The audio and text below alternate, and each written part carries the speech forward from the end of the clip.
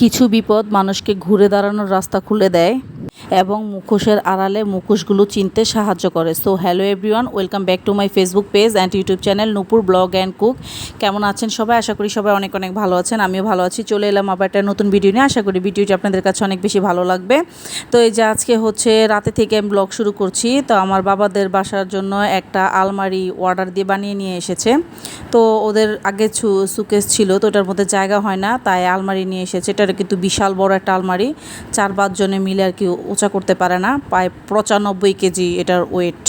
তো এই যে আমার ভাইয়ের ফ্রেন্ড ওরা যাচ্ছে এগুলো নিয়ে।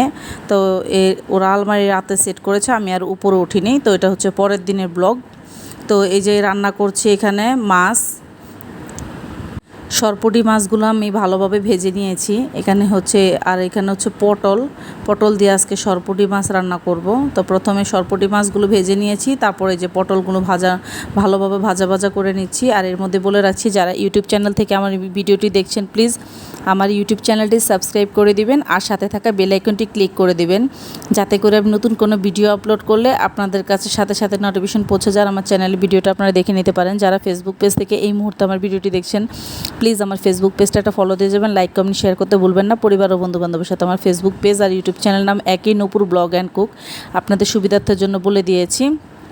তারপর হচ্ছে আমরা রান্না শেষ করে সন্ধ্যায় গিয়েছি আমার ভাইকে ক্রিসেন্টে ডক্টর দেখানোর জন্য। তো সাডেনলি একটু মুখে প্রবলেম হয়েছে, তো এই কারণে ডক্টর দেখাতে গিয়েছি, স্কিন ডক্টর।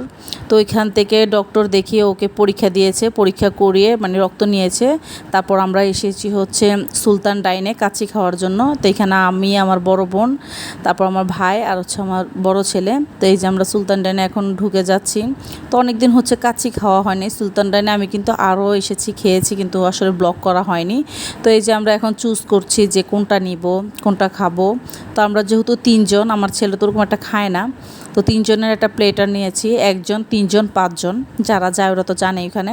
তো আমরা অনেক ডিসাইড করার পরে প্লেটার নিয়েছি 3 জনের। এখানে হচ্ছে এক জনের 3 পিস করে মাটন, একটা করে আলু। তো আমরা 3 জন যেহেতু 9 পিস মাটন, 3 পিস আলু ছিল।